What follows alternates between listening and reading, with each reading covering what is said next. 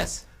Thank you for your time. Appreciate you. Thank you. It's great to be here. It's everything big in this musical, isn't it? Everything is big. Big songs, big choreography, big stars.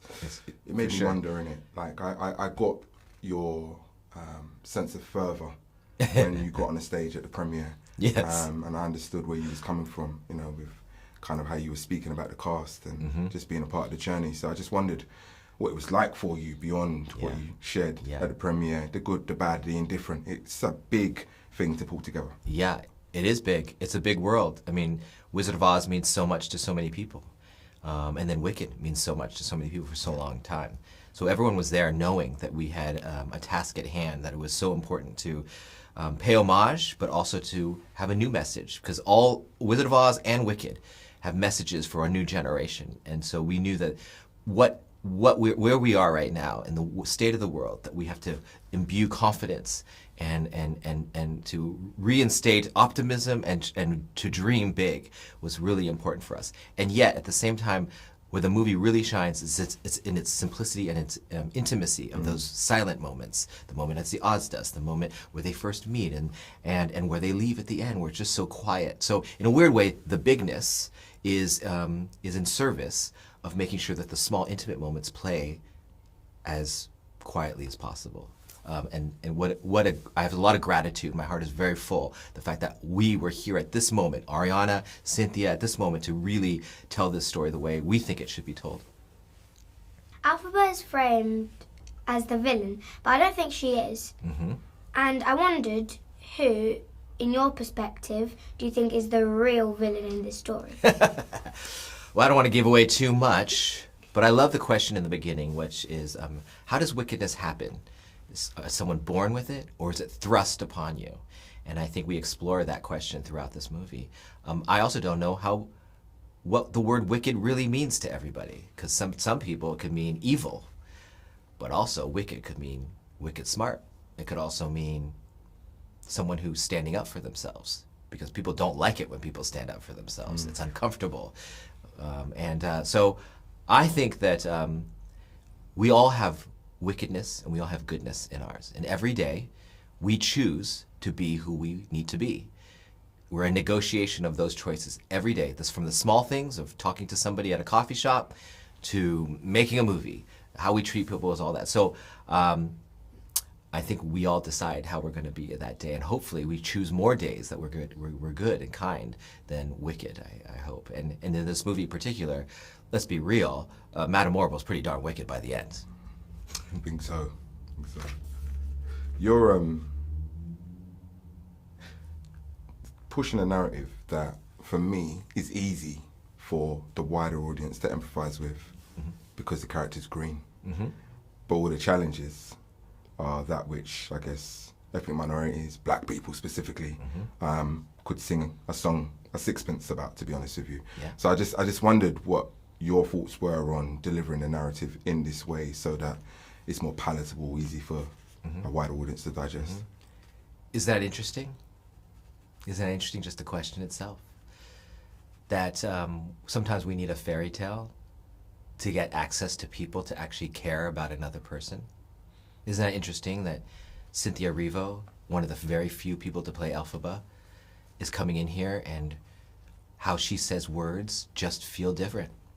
And it's we can say it's from many different things in her life, being also a minority in a industry that is dominated. To me, the otherness has always been there. It also means it's actually really relatable too. A lot of people can feel other in many different ways, whether that's your gender or your height, or I used to go to this, I used to drive onto the studio lot, and they would say, "Oh, deliveries are over there." So, you know, there's, but what I love about cinema is that it's a way to reach many people all around the world, where they put down their phones, pay money for something they think is valuable, sit in the dark with strangers, and experience life through someone else's eyes. It's the only medium that we have someone's total focus to do that. And so when you have Cynthia Erivo and Ariana Grande walking people through what it feels like to be green or to live in a bubble, I think that can be very powerful, and maybe words don't even need to be said about how that feels, but we hope that people get to experience it at the highest levels. So. Do you want the last one? Yeah. Go. At what point do you know that the singing and dancing is what people want to see? And what's the process? I'll start with why movement and singing is something that has been a big part of my life. I grew up watching musicals. I grew up watching Michael Jackson. I grew up going to musicals, listening to albums, and those things spoke to me as a young person more than anything else, more than what I could write down. I didn't know the words to write, but if I heard an album, I felt it. I could just play that album for my parents, and I could feel what I wanted to say. And sometimes artists had words that they had explored that helped me have my own words. So it's always been a part of my movie making. When I would make videos as a kid, my only friends were performers and dancers, and so I'd be the guy that has the camera, and they would help me. So I would learn what they're trying to say and use the camera to help them say those things. So it wasn't a choice, it was sort of just instinctual. And so something like this, where you actually use the power of dance to communicate both plot, but also the inner thoughts of a character. It gives you more tools in a movie than just dialogue, because dialogue, I mean, as we see in the world, sometimes words can be confusing, and sometimes words aren't enough to say the real nuance of a feeling. And for instance, what is this feeling? What is this feeling? They say loathing, and everyone's like, why don't they just name that song Loathing?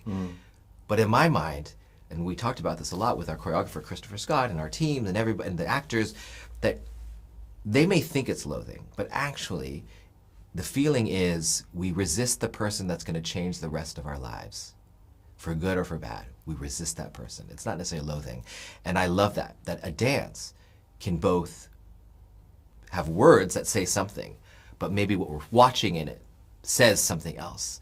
You see Glinda's superpower. She does have some sort of magic because she's able to convince the whole school that this green girl is evil or bad. And to me, that's a powerful thing to have in a movie. So I love playing with that, and I do think that's necessary in some of this story. We had to cram in a lot of thoughts in something, and I also think it's like it's sort of like candy when it needs to be, with medicine inside.